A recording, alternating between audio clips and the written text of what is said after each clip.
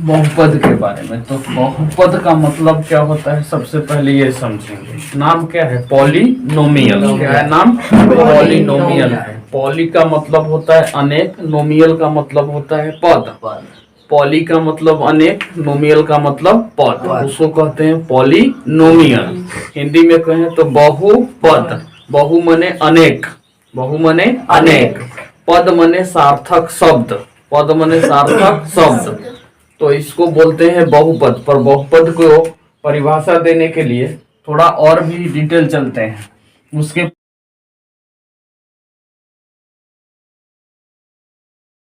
पहले हम दो चीज पढ़े, पद देखें।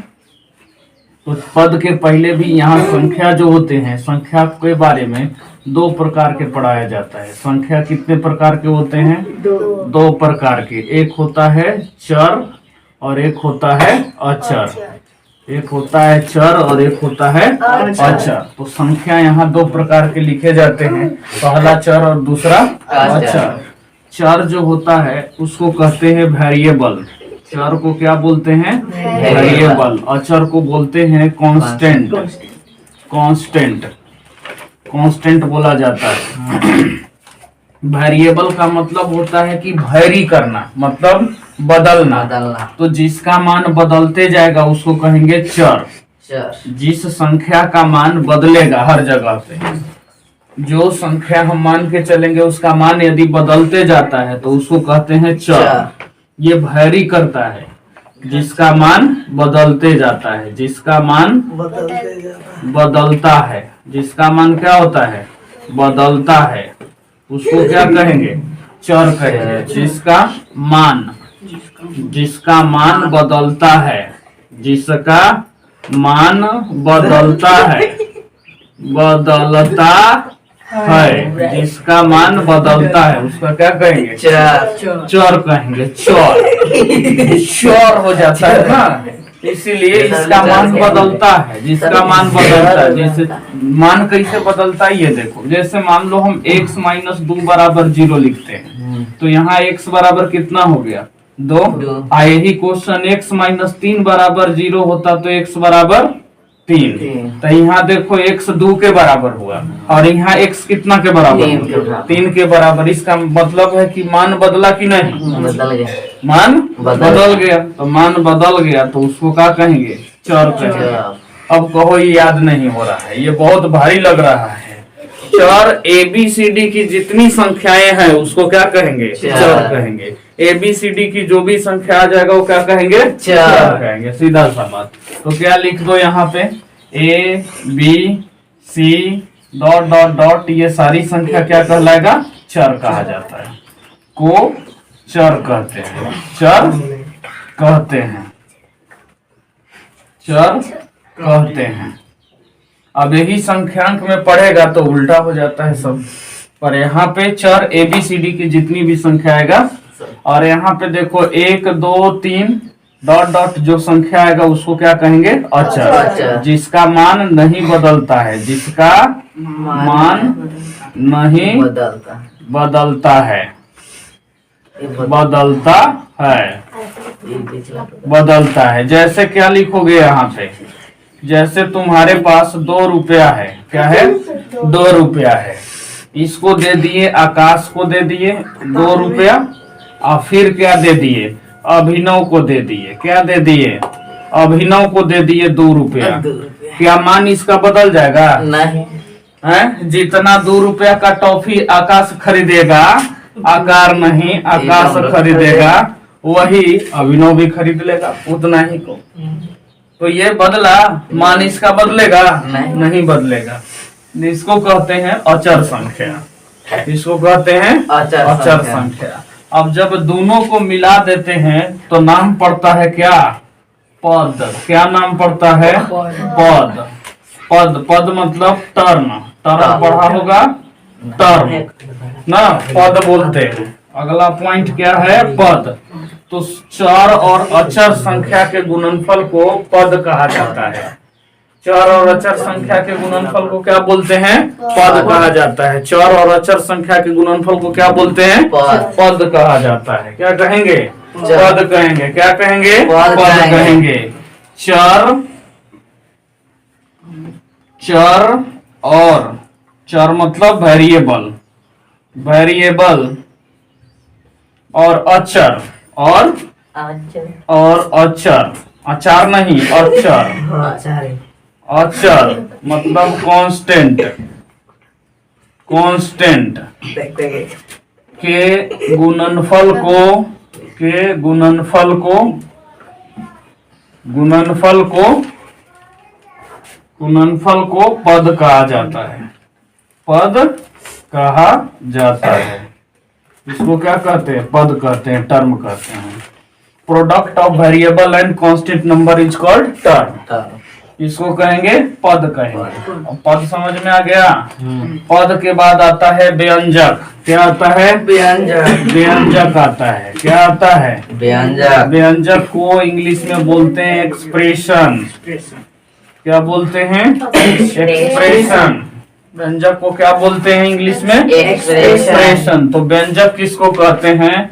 पदों के समूह को। पहले इसमें जैसे देख लो, जैसे पद में जैसे देखो, एक्स भी लिख रहे हैं तो एक पद है, अकेले टू भी रहेगा तो पद है, दोनों को एक साथ लिखेंगे तो भी पद है। एक्स वाई जेड ऐसे ना, ऐसे 5x स्क्वायर वाई जेड ऐसे भी लिख सकते हो। ठीक है, तो दोनों के समूह। अब कहोगे कि दो में तो एक्स है ही नहीं है, हम तो कहें कि चर और अचर संख्या के गुणनफल को पद कहते हैं, पर इसमें एक्स नहीं है, यहाँ एक्स के पावर 0 छुपा हुआ है, इसलिए ये भी एक पद है, ये भी एक पद है। और यहाँ एक्स अकेले है तो यहाँ एक छुपा हुआ है, तो दोनों आ गया कि नहीं, चर और अचर। तो चर और अचर संख्या के गुणनफल को क्या कहेंगे? पद कहेंगे। आप पदों के समूह को क्या कहेंगे? पदों के समूह को, पदों के समूह, समूह को व्यंजक कहा जाता है। क्या कहते हैं? व्यंजक कहा जाता है, व्यंजक कहा जाता है, व्यंजक कहा जाता है ना। पदों के समूह को क्या कहेंगे? व्यंजक। देखो ये सब पद है ना, इसको समूह करना है। मान लो x + 2 लिख दिया कोई, x स्क्वायर प्लस 5x + 7 हो गया, फिर y + 2y स्क्वायर या 7x के पावर 3 + 5x, ये सब क्या हो गया? पद हो। ये सब क्या हो गया? व्यंजक हो गया। तो पदों के समूह हो गया। तो समूह कैसे बनाएंगे मैथ में? या तो हम जोड़ेंगे, नहीं तो उसको घटाएंगे। ऐसा नहीं कि सब जोड़ में ही रहेगा, x - 2 भी हो सकता है, अकेले व्यंजक 2x - 5 भी है। ये सब क्या है? व्यंजक है। तो पदों के समूह को क्या कहेंगे? व्यंजक करते हैं। पदों के समूह को क्या कहेंगे? व्यंजक कहेंगे। पदों के समूह को व्यंजक कहते हैं। पदों के समूह को क्या कहते हैं? व्यंजक कहते हैं। Collection of terms is called पद ना। Collection of term is expression. Term के कलेक्शन को बोलेंगे ना, तो उसको कहेंगे व्यंजक। व्यंजक हो गया, एक्सप्रेशन समझ में आ गया। व्यंजक जब आ गया, अब आएगा बहुपद। क्या आएगा? बहुपद। बहुपद। बहुपद किसे कहते हैं? बहुपद किसको कहा जाता है? ये देखो, बहुपद। वैसे व्यंजक, बहुपद को क्या बोलते हैं इंग्लिश में? पॉलिनोमियल। पॉलिनोमियल। अब इसके परिभाषा देखो। वैसे व्यंजक, वैसे व्यंजक जिसमें चर के घात, चर के घात धनात्मक, धनात्मक एवं पूर्णांक हो, धनात्मक एवं पूर्णांक हो, उसे क्या कहेंगे? उसे बहुपद कहा जाता है। उसे बहुपद कहा जाता है। उसे बहुपद कहा जाता है। उसे बहुपद कहा जाता है। बहुपद कहते हैं। जैसे अब धनात्मक और पूर्णांक, दो बातें याद रखना है कि वैसे व्यंजक जिसमें चर के घात, चर XYZ होता है, तो वैसे व्यंजक जिसमें चर के घात धनात्मक और पूर्णांक हो। पूर्णांक मतलब प्लस में होना चाहिए और बटा में नहीं होना चाहिए, पूर्णांक संख्या होना चाहिए। और वो धनात्मक होना चाहिए। जैसे देखो 2x² प्लस 5x प्लस 3 क्या है ये क्या है? एक बहुपद है, क्योंकि चर के घात देखो धनात्मक है, यहाँ चर के घात 2 है, यहाँ x के घात कितना है? 1 है। 2√2x प्लस 5 ये भी एक बहुपद है। 7 भी एक बहुपद है, क्योंकि पावर धनात्मक और पूर्णांक है।